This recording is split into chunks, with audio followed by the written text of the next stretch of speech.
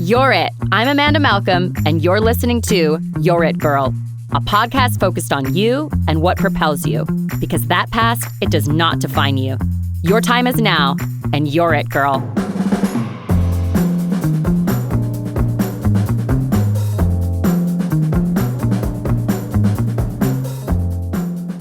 Hello, everybody, and welcome back to You're It Girl. Thank you for listening. I'm beyond grateful to those of you that have been listening all along and that have shared and commented. And if this is your first time listening, thank you. And if you have not listened to episode 1 and 2, go back to the beginning and do listen to those episodes, just because they set a lot of context for what we have been talking about when we've had guests on the show, and then also with what I'm going to be talking about today. So episode 1 and 2, if you have not listened, do go listen to those 2 episodes. And here is something very important. If there's a topic that you would like to hear about, please message me at You're It Girl on Instagram, or you can send an email at iamit@youritgirl.com, and I will respond. I would love to hear what you would like to hear. If there's something we haven't talked about on the show, if there's a story that you would like to share, please reach out to me and I would love to hear about it. Today, we're going to talk about memory. More importantly, the things that we cannot remember, the things that we have blacked out or blocked out. I've been thinking a lot about this since I started talking about some of these events. And as I've talked to other people about their experiences, they've shared with me some of the same moments in time in their lives that they completely can't remember or that they recall in flashbacks. You see, when we experience a traumatic event, when we often go back to try to recall that event, the most common thing that you hear from everybody is that it seems, fuzzy, or I can't remember exactly, or it's almost as if it's an out of body experience where you're almost looking at yourself. And every guest that I've had on the show and every person that has shared some sort of experience like this talks about the same type of thing. And they'll often refer to things in time frames that they can't remember, ages, and they can't remember the circumstances surrounding the actual event. And here's why. And you may know this already, but you see, when the brain registers an overwhelming trauma, it essentially tries to block out that memory, right? It's a process called disassociation or detachment from reality. And it's because the brain is trying to protect itself. That's just what it does. The disassociation causes a lack of connection in the person's brain, which is why you cannot remember. And when this happens, when you're in the midst of that trauma or experiencing that trauma, your brain literally wanders off to la la land and then works really hard to try to avoid the memory, which is why you often can't recall all the details, but only remember flashbacks, because your brain has forced you to become distant from the trauma. And then the brain really only allows the memory to release certain pockets of it. And that's where those flashbacks come into play. And sometimes those can be extremely overwhelming. You could be in a normal situation in any type of relationship, and something triggers something, and now you have this flashback, which causes a tremendous amount of anxiety oftentimes in the body. And the thing that about acknowledging trauma, and once you're healing from it and then you start talking about it, is that these things kind of start coming back to you, right? The more you share, the more flashbacks resurface. People remind you of things that you didn't even remember, because as you're sharing these events, those that were close to you at that time may remember. And so they say something, and now more of that memory comes together. I've been talking to a lot of my siblings about this, because the common thread among them all, if you remember from the first couple episodes, I am one of 8. So I have one older brother, and then myself, and then the rest are younger. My youngest sister is like 14 years younger than myself. So growing up in the household that we grew up with a mom who is an alcoholic, and growing up with a certain level of abuse and neglect, my younger siblings don't remember a lot of that, because they've disassociated from those memories. And they don't even often remember a lot of good events from those times either, because their bodies were experiencing a lot of stress. And so all of them have told me they have very few memories of their childhood. I actually remember a good amount of my childhood up until about 10 or 11, which makes perfect sense because that was actually the time frame in which my mom started drinking, and then she stopped again and then started up later. So those early childhood memories that I have are actually quite good. We grew up at the time, we had lots of cousins, and my grandparents had this big house, and we were together a lot. And I have many amazing memories of playing outside and climbing trees and catching frogs and salamanders. A lot of it is really, really quite beautiful. And I have very fond memories of those things.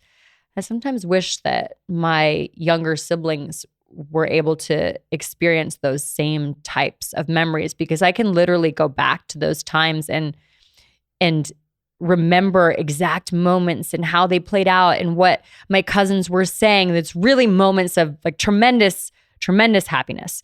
So because they have shared so many experiences with me lately about things they can't remember as children, it really made me think a lot about the things that I can't remember, which came much later, maybe when I was 16, 17 years old, which blows my mind because at that point, I feel like you're so much older. How could you possibly forget things that have happened to you? I recalled a memory that this all starts with a conversation I was having with my sister. And I completely forgot about this entire thing as I was prepping to record the first 2 episodes of You're It Girl.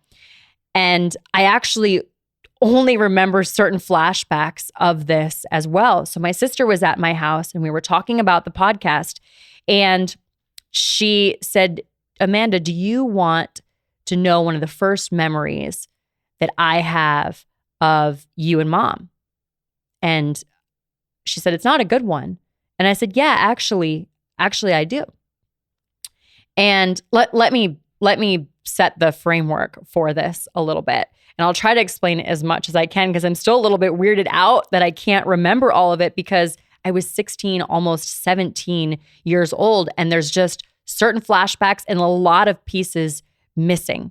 And it shocked me at how little I can actually recall.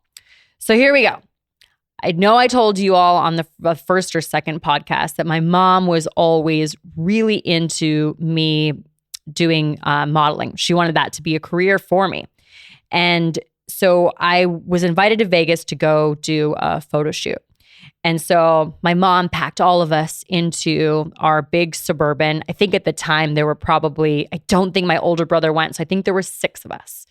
And we were going to Vegas. And I think it was a 2-day shoot.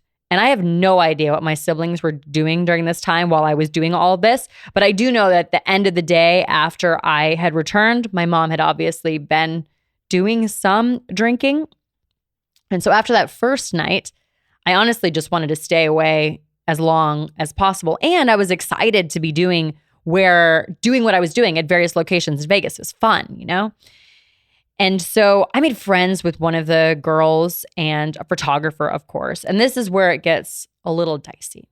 Girls, watch out for those photographers. Somehow, this photographer convinced me to go off set with him. Now, he is probably in his late 30s.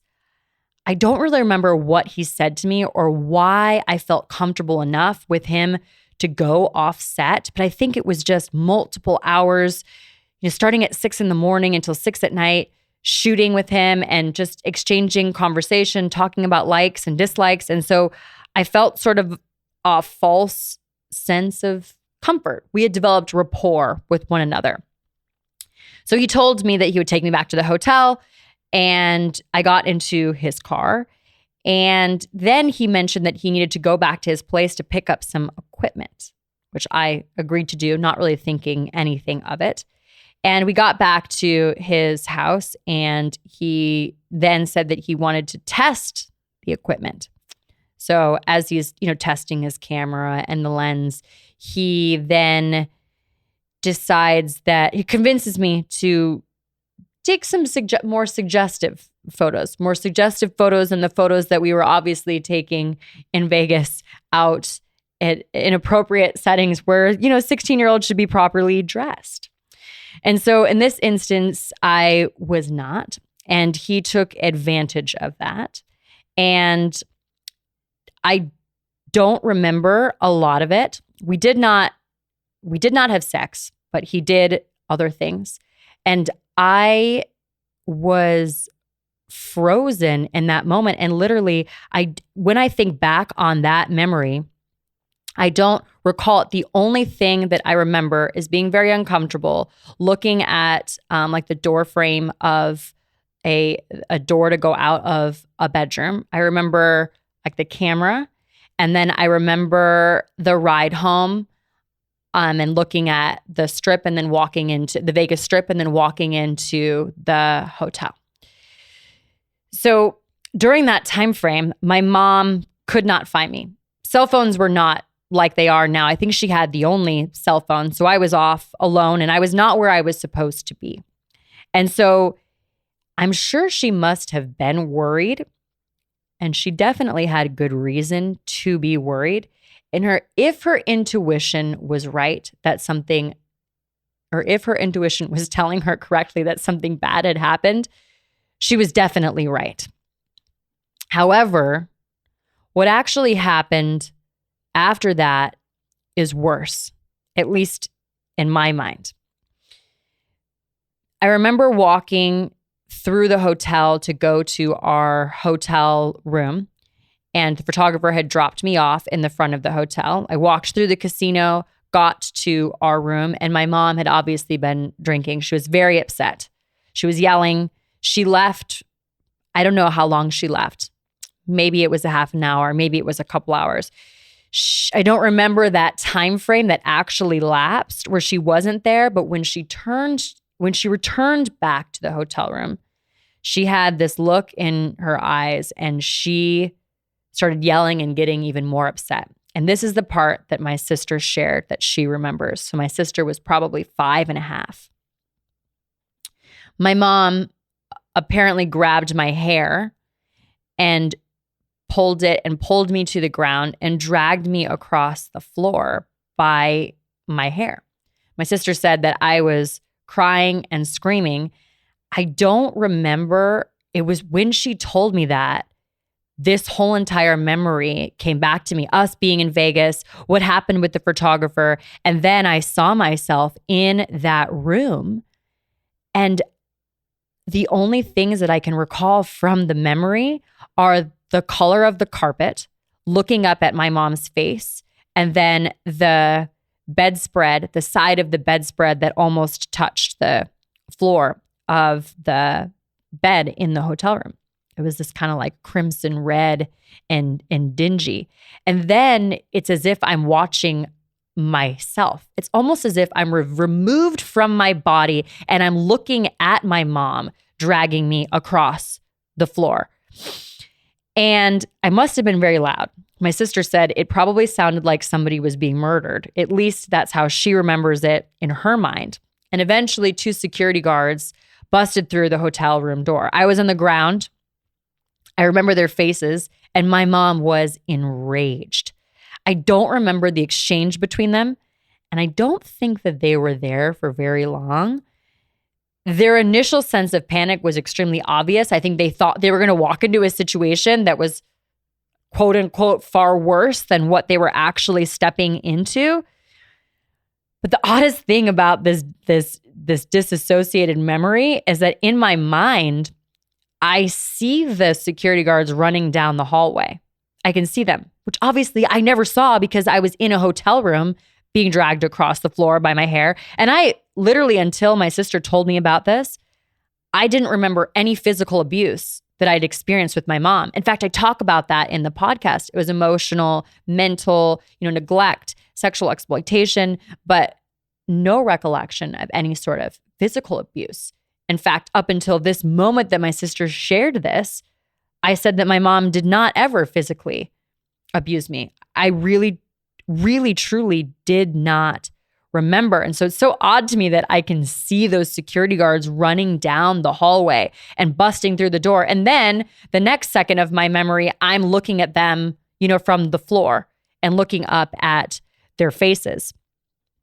And so obviously my mind has a blank space and replaced it with this image that is in fact not real, because my brain protected me from that trauma and remembering it. Basically, it did its job. And I'm not sure if more of these things will resurface over time. And if you have experienced this as well, which I'm sure many of you have. And I actually don't have a desire to go deep into it and try to pull it out and remember all of the events, because I think it is unnecessary to remember all of those things. But here's some helpful things that have helped me about trying to recall certain events that I've experienced through this time period. 1, journal it. And this is if you want to recall it, right? So journal it, write down the memories, and as you remember more of them, go back to that space and fill in the blanks. I don't like to really think too hard about what I can't remember, only what I can. And then talk about these things with someone that you actually trust, whether that be a friend or a therapist. If you need to have something more than a friend to be able to talk about these things, to be able to truly heal from them. And again, that could be a therapist. It could be a life coach, certified healer. We've talked about many different modalities on Your It Girl. And there is a resource up on the Your It Girl link tree where there's a resource list to many of those different things. So you can always utilize that as a guide as well. But someone qualified to sort through those memories and distortions and emotions. And so the bottom line, and why I wanted to share this, is because I think that over time, more of these things are going to end up coming up. And so if you're experiencing these same things on your end too, it's okay to feel them. Just don't get to a point where it's bringing you back to that place where you've healed from that trauma. And I want you also to know that you're not alone, because these things are coming back to me as well. So thank you, all in all, for continuing to listen and supporting Your It Girl. And many of you have asked how you can help. And here's how. 1, continue to share. And if you have a story that you would like to share, please reach out to me. And you can also leave a written review. It helps with searchability, and in turn, guests that have found their voice other people will be able to find their story more easily as well. And the whole purpose of this is to inspire others to find their voices too. So tag You're It. Your time is now. Write a review and spread the word. And I'll see you on the next episode. That's Your It Girl.